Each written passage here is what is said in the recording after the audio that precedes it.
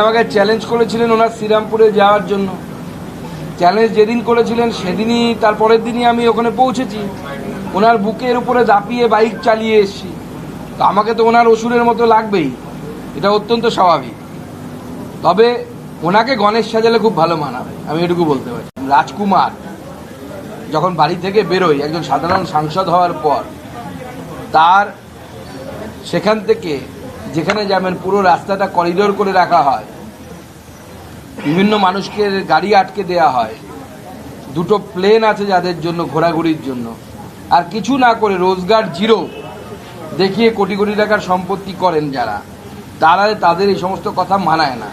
তো লোকপালের জন্য কেনা হচ্ছে না কেনা হচ্ছে সেটা আমার জানা নেই, কিন্তু লোকপালের যদি জন্য কেনা হয় কোনো একজন ব্যক্তির জন্য কেনা হবে না, কারণ এর পরবর্তী সময় অন্য কেউ লোকপাল হবে, তার পরবর্তী সময় আর একজন কেউ লোকপাল হবে, এগুলো সবই পরিবর্তনশীল। যে জায়গায় আঘাতটা হয়েছিল এই জায়গাটায়, যেহেতু জায়গাটি খুব গুরুত্বপূর্ণ এবং কথা বলার সময় বা খাবার সময় বারবারই এই জায়গাটা নড়ে, মুভমেন্ট হয়, স্বাভাবিকভাবে একটু স্লো রিকভারি হচ্ছে। আশা করছি আগামী কিছুদিনের মধ্যে তিনি ছাড়া পেয়ে যাবেন। উনি এখান থেকে ছাড়া পাওয়ার পর এখান থেকে সোজা এমসে গিয়ে একবার চেক আপ করিয়ে দেবেন, কারণ দাঁতগুলোর যেখানে আঘাত লেগেছিল সেই দাঁতগুলো এখনো ঠিক হয়নি। ধৃতিমান, ও তো পুলিশ সুপার কবে, ও তো তৃণমূলের সুপার। একটা ফালতু ছেলে,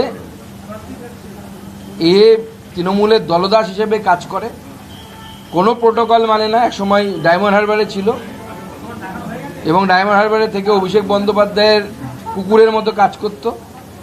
যে ভিডিও পাওয়া গেছে এরপর থেকে ক্লোজ করা উচিত।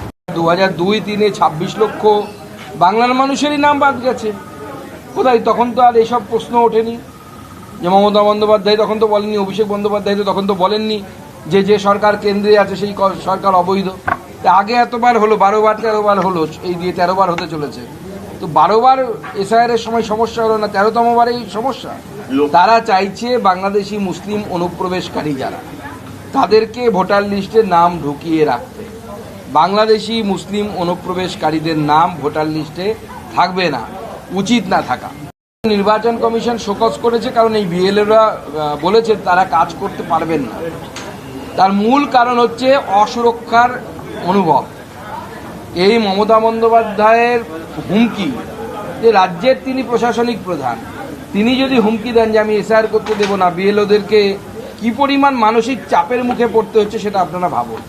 তাই আমি নির্বাচন কমিশনকে বলবো যে এই বিএলওদের সাথে কথা বলে তাদের সুরক্ষার ব্যবস্থাটা বিশেষ করে দেখতে, এবং someone should be responsible for their security.